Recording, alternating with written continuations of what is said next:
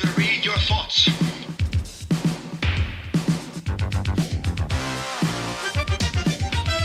From the future. The movies of 1985.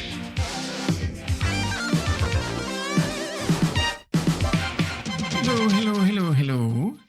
It is week 47 of the year 1985. That's Tuesday the 19th of November to Monday the 25th of November. My goodness, just 1 month until Christmas.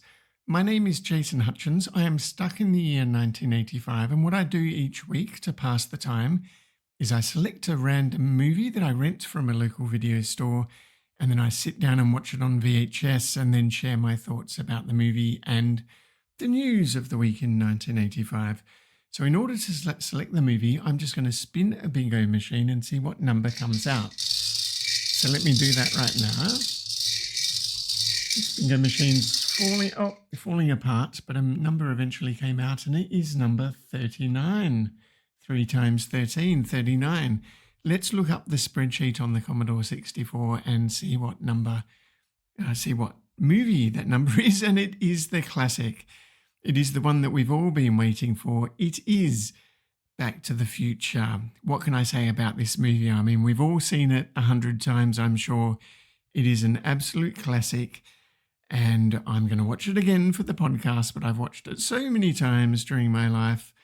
It is just a masterpiece of movie making, isn't it? So let me go to Roxy Video in Cottesloe to rent Back to the Future. While I do that, I'll flick on the TV and you can watch an ad. Chocolate nuts and sugar cone, royal flavor all its own. Taste that makes you all the fun. Ice cream smooth and sensual, taste that's individual. You can't beat the original. Okay, I'm back.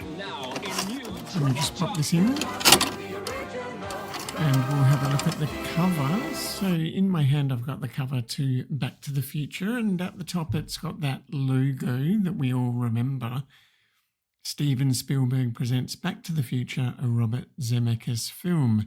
There's a nice little gold sticker recorded in digital hi-fi, so it's a pretty fancy VHS, this one. And then below, there's what I think is a hand-painting illustration of Michael J. Fox looking at his digital wristwatch while raising up his mirror shade glasses with his other hand and wearing his life preserver puffer jacket, standing at the door, the open door of the DeLorean, which isn't really recognizable. It looks more like a spaceship. There's just a lot of light coming out of it, and you can't really make out the body of the car at all. It's semi-transparent. You can see the highway, and he's standing with his legs apart, so the twin flame skid marks of the time machine are going through his legs. So kind of combining a few different scenes from the movie. I guess the DeLorean wasn't as much of a star of the movie as it is these days, because they don't really show very much detail at all. Flipping over to the back, there's Michael J. Fox playing the guitar during that Johnny B. Good section, and then it's him standing next to Doc Brown, who's holding the remote control. And the little blurb, before I go further, I should say on the front there's a blurb that says he was never in time for his classes, he wasn't in time for his dinner, then one day he wasn't in his time at all. That's it. Like, I don't even remember that, but that's how it was promoted back in the day. I'm not sure whether they would say that on the DVD cover these days. Over on the back it says, one of the top grossing box office comedies of all time. Steven Spielberg presents an irresistible comic fantasy that accelerates beyond the time barrier with wit, imagination, and infectious wide-eyed wonder.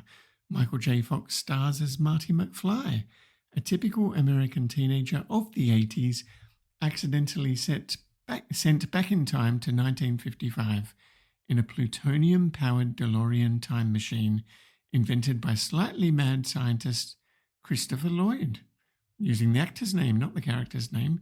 During his often hysterical, always amazing trip back in time, Marty must make certain his teenage parents-to-be, Crispin Glover and Leah Thompson, meet and fall in love so he can get back to the future. Directed by Robert Zemeckis, this delightful comedy adventure will make everyone want to get back to the future over and over again.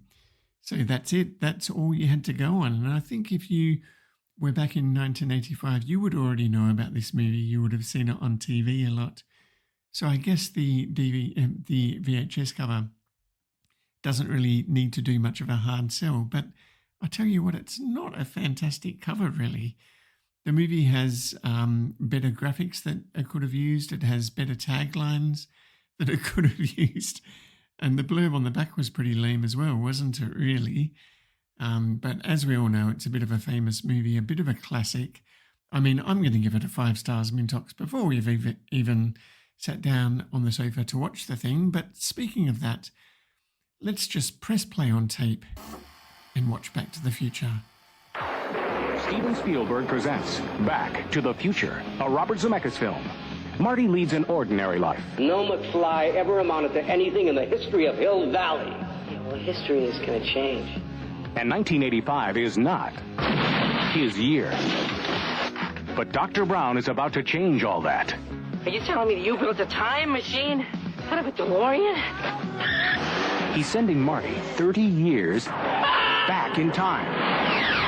It works! It's a flying saucer from outer space! Now, he's trapped in the past. It's got to be a dream. About to meet Chocolate.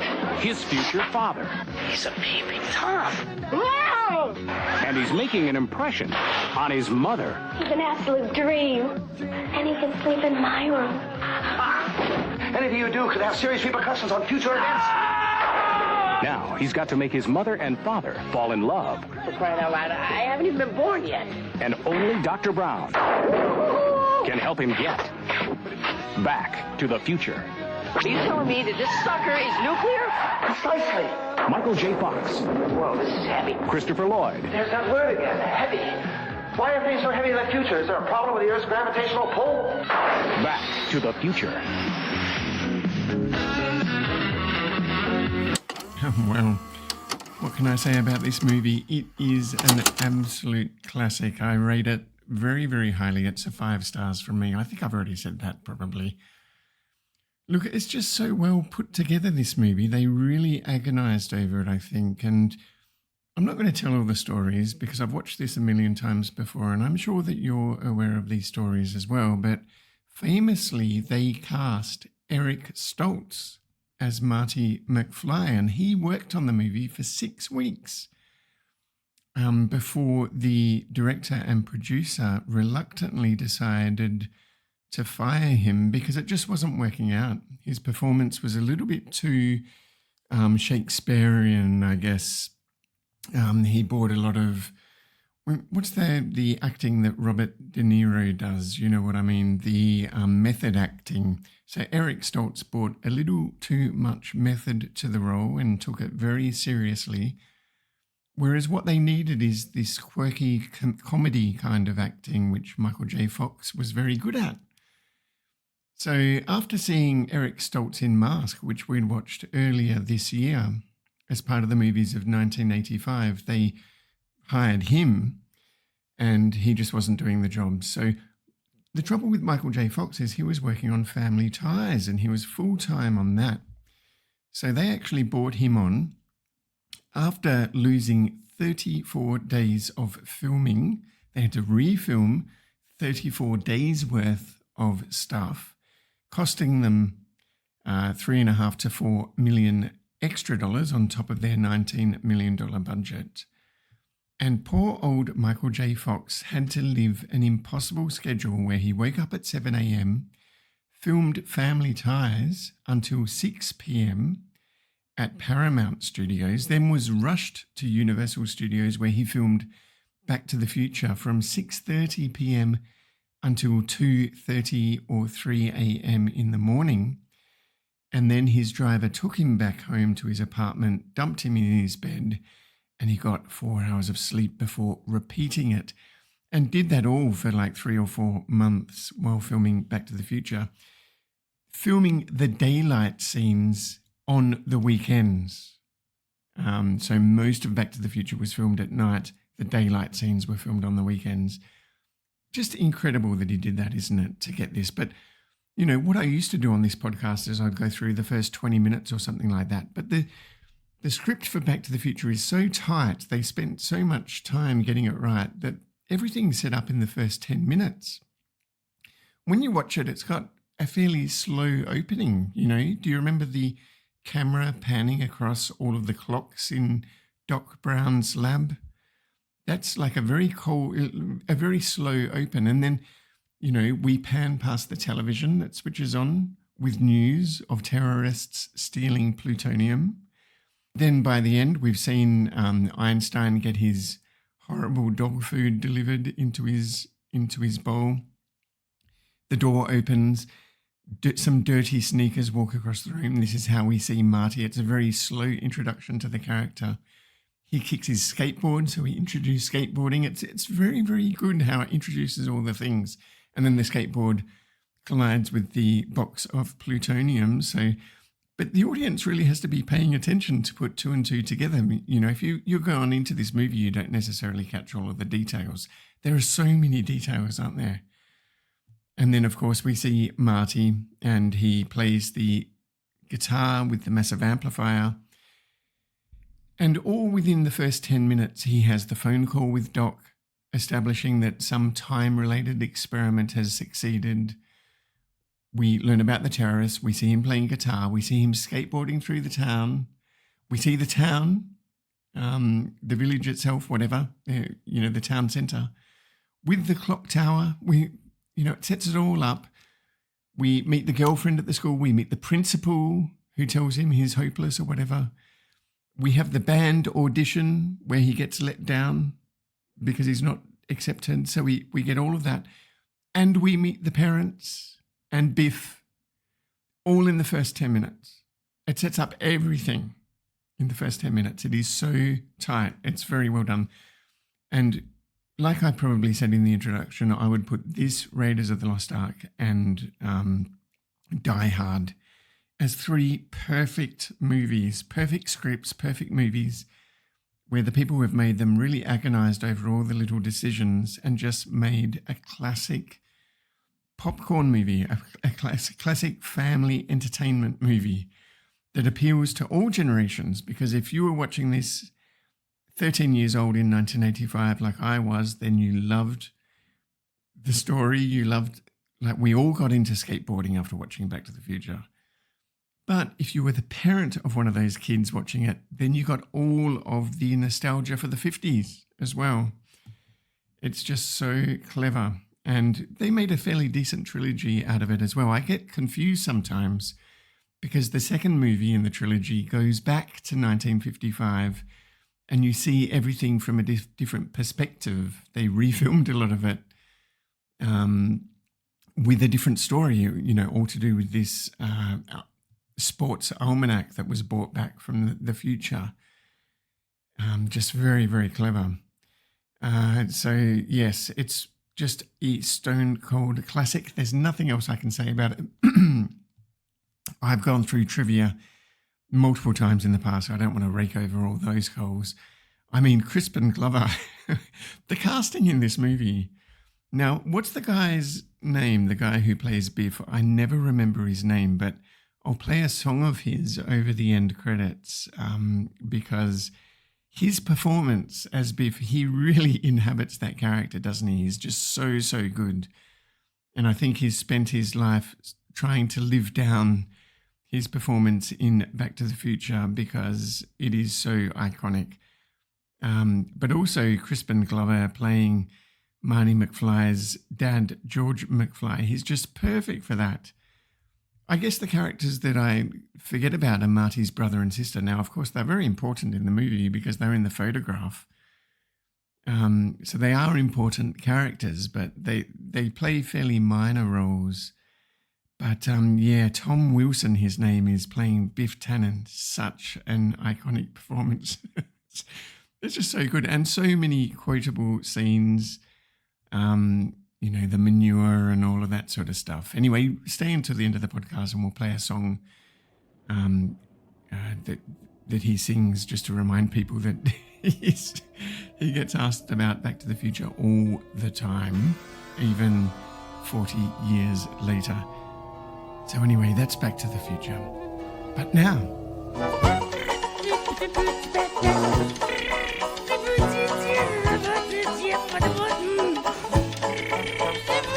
I'm driving along and I'm just singing my song. I'm in a news-free zone.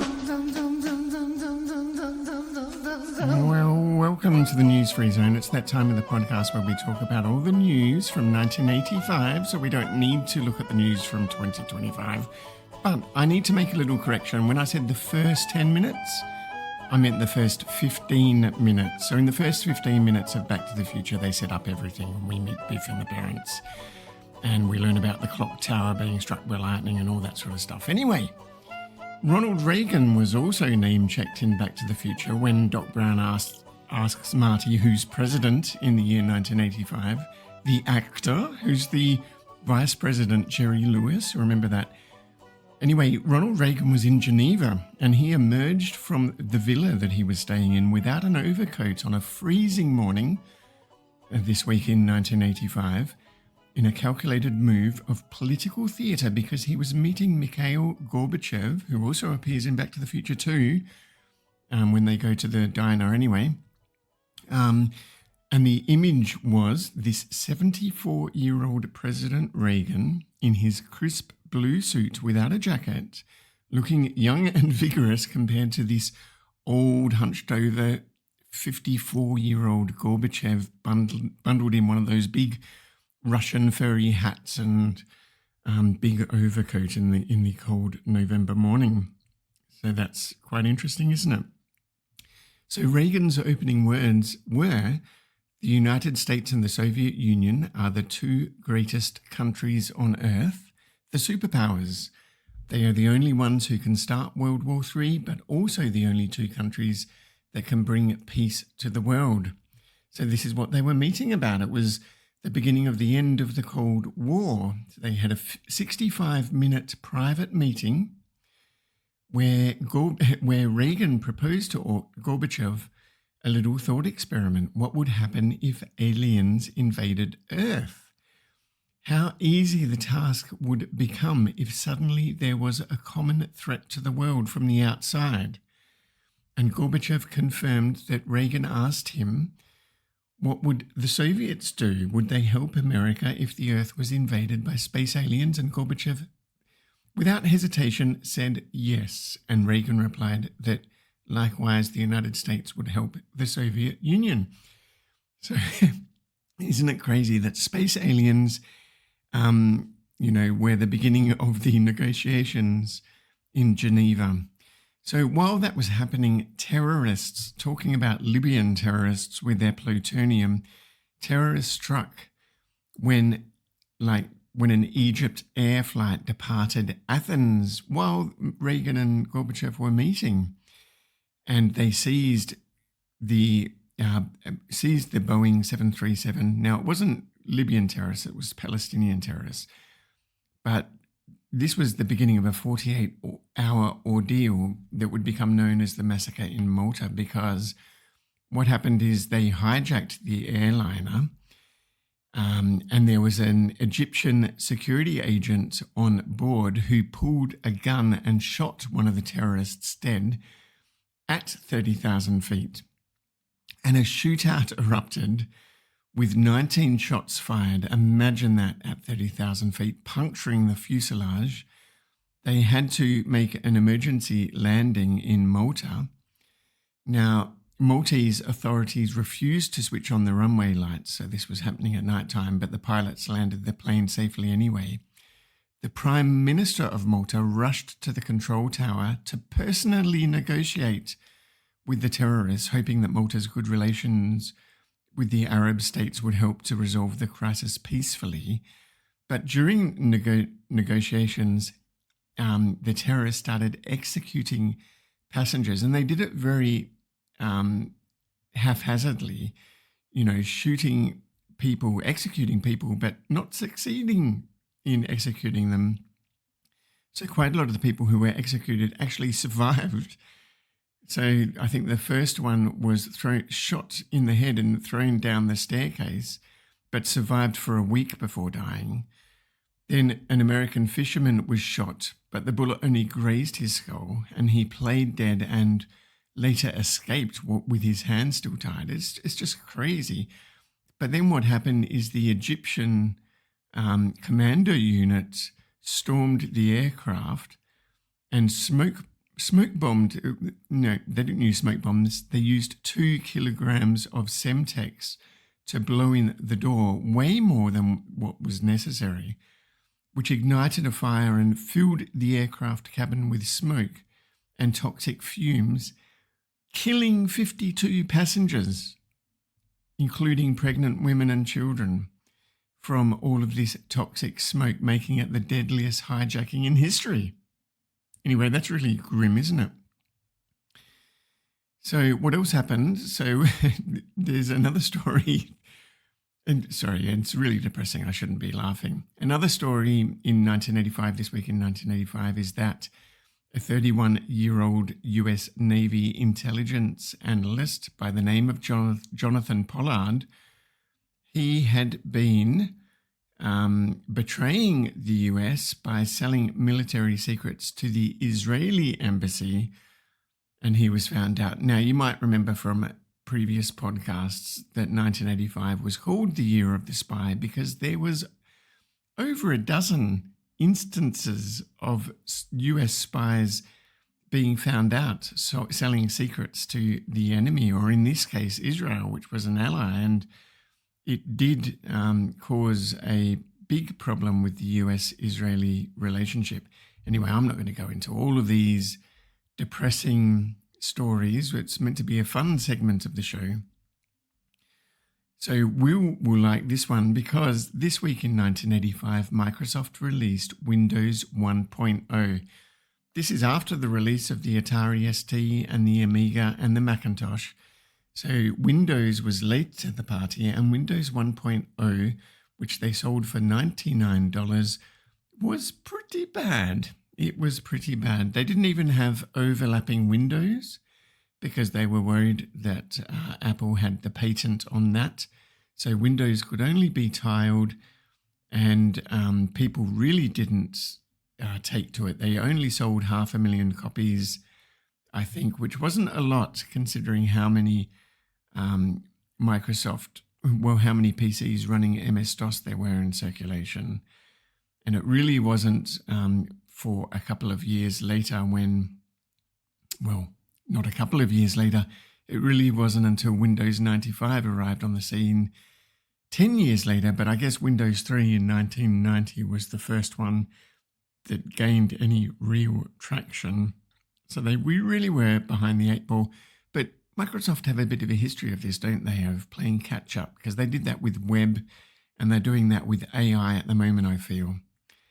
Also this week in 1985, Moonlighting aired an episode called Somewhere Under the Rainbow, where a young Irish woman claiming to be a leprechaun hired the Blue Moon Detective Agency to protect her pot of gold. Moonlighting was huge at the time, wasn't it? Everyone was talking about it. I remember watching it myself. My teacher at school loved it. I haven't watched Moonlighting since the 80s. Also this week in 1985, King Solomon's Mines was released.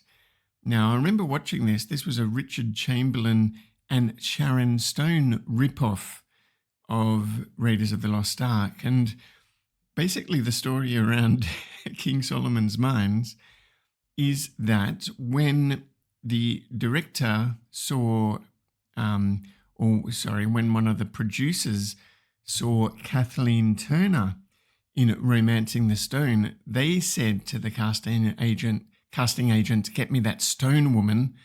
And so Sharon Stone got hired for the role and no one picked up on the mistake. I think that's quite funny.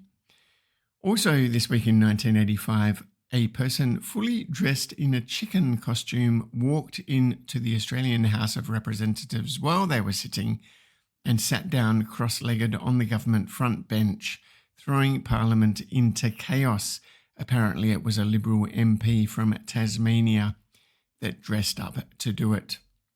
Also, the same day, the Australian Open began in Melbourne. Now, the Australian Open in November 1985, yes, it was the last year where it was held in November, and they would actually skip 1986, and the Australian Open would relaunch on its traditional January date in 1987. Now, what happened is Stefan Edberg defeated Mats Wilander in an all-Swedish Grand Slam final, the only Grand Slam final that has been all-Swedish in history to this day, and Stefan Edberg was only 19 years old. Finally, the final bit of news in 1985 is Australia experienced its worst interest rate crisis in 15 years, with the housing interest rate averaging 15%. Housing interest rates average 15%, with the prime lending rate climbing to an unbelievable 21.25% in some cases, with Australia taking the dubious honour of having the highest real estate interest rates amongst developed nations. Now over to Usenet, and in Net.Cooks I was reading some of the recipes, and they were for things like cheese soup, corn casserole, and boiled beef with avocado sauce. And all of those that sound absolutely disgusting, but that's what people were eating in 1985. Over in Net.Graphics, people were talking about Mandelbrot set browsers. I remember back in the early 90s running these Mandelbrot programs, and they were pretty darn slow. Now these days you can go onto Shader Toy and get a Mandelbrot set shader, which runs at full frame rate and allows you to zoom in to your heart's desire. Over on net.sci, people were talking about the latest National Geographic issue, which had a 3D picture of a skull on the cover. Now, this was what do they call them? Holograms? I don't know what you call them. Those laser-based things. Anyway, this was the first time a lot of people had seen one of these. And they were quite fascinated with it. You don't really see them around very much these days, but they were all the rage in the late 80s and early 90s. And I remember getting a book for Christmas from my aunties that was by a couple of the Monty Python guys, and it was like this holograph like on every page that was quite interesting. On net.games.video, people were raving about the Gauntlet arcade game, which I've played a lot of Gauntlet, the 4-player, Red Warrior is about to die, or whatever it says. Now, somebody had noticed that this game looked very much like an Atari 400 and Atari 800 game called Dandy. And I thought, hang on, Dandy, I've never heard of Dandy. So I went and had a look at some YouTube videos of Dandy, and sure enough, it is a proto-Gauntlet. And when you read the Wikipedia article, at least about Gauntlet, yes, it was based on Dandy. Dandy's quite remarkable for an Atari 400 and Atari 800 game. So I might fire up an emulator and have a go, but it does look very much like Gauntlet, like a single-player version of Gauntlet with some really good level design as well. So for a very early Gauntlet-style game, or the precursor to Gauntlet, I would really recommend that you look at Dandy. I think that's very interesting. Now over to Samuel Pepys and his diary from 360 years before, in 1665, during the Black Plague, the Great Plague of London, just before the Great Fire of London that sort of cleanses everything out. What was he doing this week in 1985? Well, he says, and this is I quote, "Home out of order, to supper and to bed, having, by squeezing myself in a coach, hurt my testicles. But I hope will cease its pain without swelling." So he sat on his balls when he hopped into a coach, which is quite funny, isn't it? Like, that's what I like about his diary. It's just so honest. He's only writing for his own records. He never intended people to be reading it in the year 2025. Now, the following day, he says, my wife mightily troubled with the toothache and my cold not being done yet, but my bruise yesterday goes away, and it chiefly occasioned, I think now, from the sudden change of the weather, from a frost to a great rain on a sudden. So he seems to have blamed now the weather for him mysteriously hurting his balls the previous day. I don't know what he's talking about. He was also very happy this week because plague deaths had dropped below 600 per week, down from over 6,000 a week just a month or so ago. He also this week read the first issue of the first ever regularly printed newspaper, the Oxford Gazette, and he described it as very pretty, full of news and no folly in it. So what a way to end. So let me leave the last word to Biff Tannen singing all about Back to the Future. And until next week, don't forget to rewind. When I'm flying in a plane or I'm on the street, there's a lot of famous people that I like to meet. They shake my hand and never ask my name, and they start asking questions that are always the same. Hey, what's Michael J. Fox like? He's nice. What's Michael J. Fox like? Nice guy. What's Michael J. Fox like? He's an alien. Stop asking me the question.